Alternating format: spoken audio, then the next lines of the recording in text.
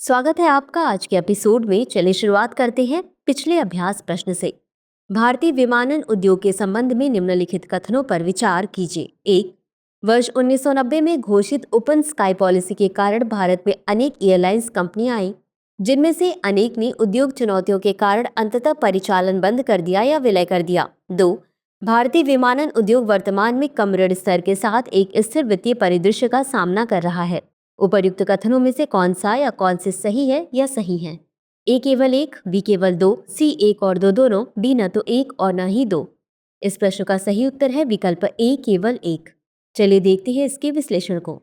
1990 में शुरू की गई ओपन स्काई पॉलिसी ने भारत में कई एयरलाइनों को प्रवेश की अनुमति दी, लेकिन उच्च लागत और प्रतिस्पर्धा जैसी चुनौतियों के कारण परिचालन बंद हो गया या विलय हो गया। अतः कथन एक सही है। भारतीय विमानन उद्योग बाजार के आकार में वृद्धि और इंडिगो तथा टाटा समूह की एयरलाइनों के प्रभुत्व के बावजूद महत्वपूर्ण वित्तीय चुनौतियों का सामना कर रहा है। इसमें मुख्य रूप से विमान पट्टे की देनदारियों और चल रहे घाटे के कारण उच्च ऋण स्तर शामिल है। साथ ही उद्योग का वित्तीय दृष्टिकोण अनिश्चित बना हुआ है। अतः कथन दो सही नहीं है। तो चलिए शुरुआत करते हैं आज के एपिसोड की पहले प्रश्न से। गिनी की खाड़ी यानी GOG के संबंध में निम्नलिखित कथनों पर विचार कीजिए। एक, गिनी की खाड़ी प्राइम मेरिडियन और भूमध्य रेखा के जंक्शन पर स्थित है। 2, गिनी की खाड़ी समुद्री डकैती की कम गतिविधि के कारण समुद्री व्यापार के लिए विश्व के सबसे सुरक्षित क्षेत्रों में से एक है। उपर्युक्त कथनों में से कौन सा या कौन से सही है या सही है? ए केवल एक, बी केवल दो, सी एक और दो दोनों, डी न तो एक और न ही दो। इस प्रश्न का सही उत्तर है विकल्प ए केवल एक। चलिए देखते हैं इसके विश्लेषण को। गिनी की खाड़ी प्राइम मेरिडियन और भूमध्य रेखा की जंक्शन पर स्थित है। अतः कथन एक सही है। गिनी की खाड़ी व्यापक समुद्री डकैती के कारण विश्व की सबसे खतरनाक खाड़ियों में से एक है। अतः कथन दो सही नहीं है। बता दें कि वोल्टा और नाइजर नदियां गिनी की खाड़ी में गिरती हैं। गिनी की खाड़ी में विश्व के कुल पेट्रोलियम भंडार का 35% से अधिक हिस्सा है। अगला प्रश्न है, नगर निगम के वित्त के संबंध में निम्नलिखित कथनों पर विचार कीजिए। एक, हाल के वर्षों में नगर निगम के वित्त में स्वयं स्रोत राजस्व की हिस्सेदारी में गिरावट आई है। 2, पार्किंग जैसी नगरपालिका सेवाओं के लिए गतिशील मूल्य निर्धारण नगरपालिका के वित्त में सुधार के लिए एक दीर्घकालिक समाधान है। उपर्युक्त कथनों में से कौन सा या कौन से सही है या सही है? ए केवल एक, बी केवल दो, सी एक और दो दोनों, डी न तो एक और न ही दो। इस प्रश्न का सही उत्तर है विकल्प ए केवल एक। चलिए देखते हैं इसके विश्लेषण को। नगर निगम वित्त के भारतीय रिजर्व बैंक के विश्लेषण के अनुसार नगर निगम के वित्त में स्वयं के स्रोत से राजस्व का हिस्सा वर्ष 2016 से 17 और 2023 से 24 के बीच कम हो गया है। अतः कथन एक सही है। पार्किंग जैसी सेवाओं के लिए गतिशील मूल्य निर्धारण को अल्पकालिक समाधान माना जाता है। अतः कथन दो सही नहीं है। बता दें कि दीर्घकालिक समाधान राजकोषीय विकेंद्रीकरण और नगर निकायों को राजस्व हस्तांतरण में निहित है। अगला प्रश्न है, सेंट्रल बैंक डिजिटल करेंसी यानी CBDC के संदर्भ में निम्नलिखित कथनों पर विचार कीजिए। एक, CBDC और क्रिप्टो करेंसी दोनों डिजिटल मुद्राएं होने के बावजूद CBDC तुलनात्मक रूप से अधिक स्थिर हैं। 2, भारतीय रिजर्व बैंक यानी RBI ने वर्ष 2022 में भारत की CBDC के रूप में डिजिटल रुपया लॉन्च किया था। उपर्युक्त कथनों में से कौन सा या कौन से सही है या सही है? ए केवल एक, बी केवल दो, सी एक और दो दोनों, डी न तो एक और न ही दो।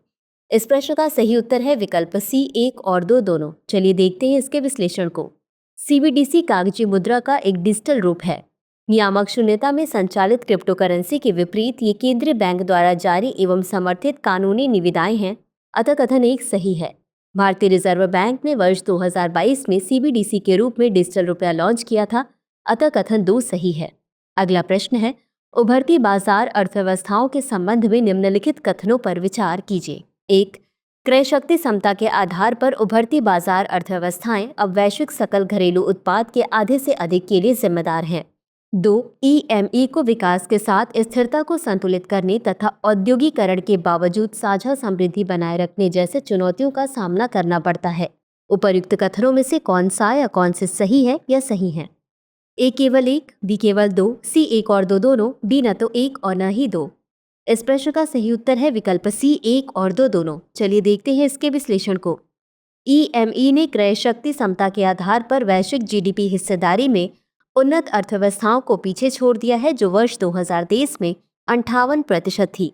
अतः कथन एक सही है। ईएमई को विकास के साथ स्थिरता को संतुलित करने और औद्योगिकीकरण के बावजूद साझा समृद्धि बनाए रखने जैसे चुनौतियों का सामना करना पड़ता है। अतः कथन 2 सही है। अगला प्रश्न है, एशियाई हाथियों के संदर्भ में निम्नलिखित कथनों पर विचार कीजिए। 1. भारत में विश्व की लगभग 60% एशियाई हाथियों की संख्या पाई जाती है। 2. भारतीय एशियाई हाथियों को IUCN रेड लिस्ट में लुप्तप्राय के रूप में वर्गीकृत किया गया है। उपर्युक्त कथनों में से कौन सा या कौन से सही है या सही है? ए केवल 1, बी केवल 2, सी 1 और 2 दोनों, डी न तो 1 और न ही 2।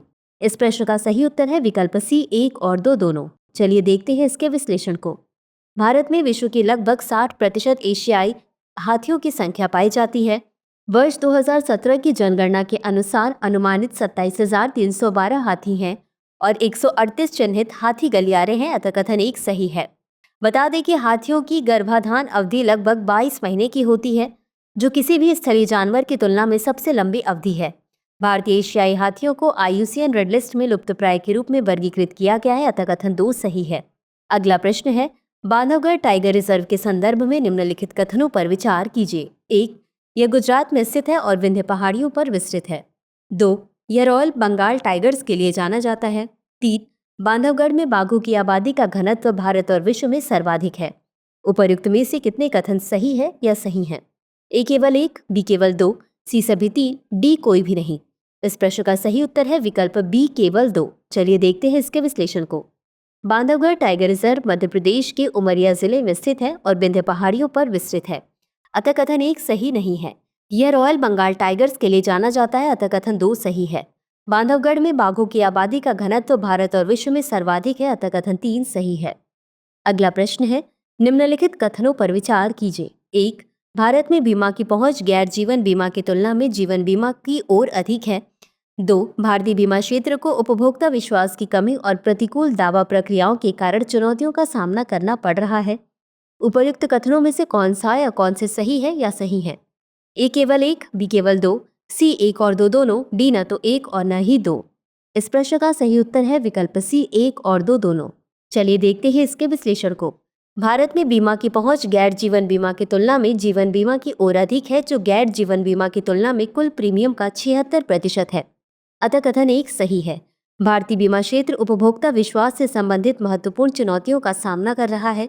बता दें कि प्रतिकूल दावा प्रक्रियाएं पॉलिसी धारकों के लिए प्रणाली को चुनौतीपूर्ण बनाती हैं। अतः कथन 2 सही है। अगला प्रश्न है, निम्नलिखित कथनों पर विचार कीजिए। 1. हाल की नीतियों द्वारा कर का अधिक बोझ व्यक्तियों पर स्थानांतरित किए जाने से भारत में व्यक्तिगत आयकर कर राजस्व का सबसे बड़ा स्रोत बन गया है। 2. अपेक्षानुसार कम कॉरपोरेट कर दर से भारत में कॉरपोरेट निवेश को काफी बढ़ावा मिला है। उपर्युक्त कथनों में से कौन सा या कौन से सही है या सही है? ए केवल 1, बी केवल 2, सी 1 और 2 दोनों, डी न तो 1 और न ही 2। इस प्रश्न का सही उत्तर है विकल्प ए केवल 1। चलिए देखते हैं इसके विश्लेषण को। हाल की नीतियों द्वारा कर का अधिक बोझ व्यक्तियों पर स्थानांतरित किए जाने से भारत में व्यक्तिगत आयकर कर राजस्व का सबसे बड़ा स्रोत बन गया है। अतः कथन 1 सही है। वित्त वर्ष 2024-25 में व्यक्तिगत आयकर सरकारी प्राप्तियों में 19% के योगदान के साथ कॉरपोरेट कर योगदान से अधिक होगा। कम कॉरपोरेट कर दर से कॉरपोरेट निवेश में अपेक्षित वृद्धि नहीं हुई है, क्योंकि ये कर दरों की तुलना में समग्र मांग से अधिक प्रभावित होते हैं। अतः कथन 2 सही नहीं है। अगला प्रश्न है, निम्नलिखित कथनों पर विचार कीजिए। 1.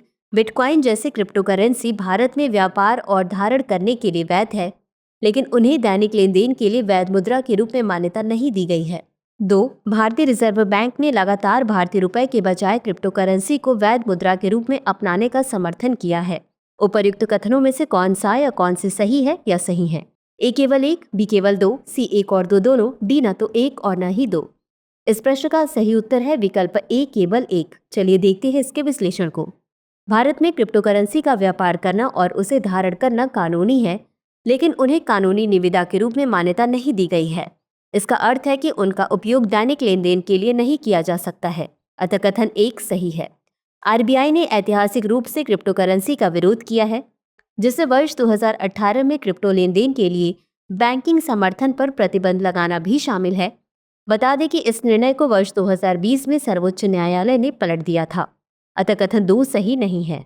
अगला प्रश्न है, गुरु नानक के संदर्भ में निम्नलिखित कथनों पर विचार कीजिए। 1. वे 10 सिख गुरुओं में से प्रथम थे। 2. उनकी जयंती को प्रकाश पर्व के रूप में मनाया जाता है। 3. वे भक्ति आंदोलन के निगुड़ शाखा के समर्थक थे और कबीरदास से प्रभावित थे। उपर्युक्त कथनों में से कितने सही है या सही हैं? ए केवल 1, बी केवल 2, सी सभी 3, डी कोई भी नहीं। इस प्रश्न का सही उत्तर है विकल्प सी सभी 3। चलिए देखते हैं इसके विश्लेषण को। गुरु नानक का जन्म वर्ष 1969 में पाकिस्तान में लाहौर के पास तलवंडी गांव में हुआ था। वे 10 सिख गुरुओं में से पहले थे, अतः कथन 1 सही है। बता दें कि गुरु नानक देव जी की जयंती को प्रकाश पर्व के रूप में मनाया जाता है, अतः कथन 2 सही है। वे भक्ति आंदोलन की निगुड़ शाखा के समर्थक थे और कबीरदास से प्रभावित थे, अतः कथन 3 सही है। तो चलिए अंत में देखते हैं आज के अभ्यास प्रश्न को। समाचारों में चर्चित भागीदारी गारंटी योजना यानी पीजीएस निम्नलिखित में से किससे संबंधित है? ए. कृषि में जल संरक्षण के तरीके, बी. जीएमओ फसलों का विनियमन, सी. जैविक उत्पादों का प्रमाणन, डी. खेती में रासायनिक उर्वरकों को बढ़ावा। इस प्रश्न का उत्तर कमेंट बॉक्स में जरूर दें। आज के लिए बस इतना ही। धन्यवाद। डियर व्यूअर्स, अपने एग्जाम की तैयारी को और बेहतर करने के लिए हमारे चैनल को लाइक, शेयर और सब्सक्राइब करना न भूलें।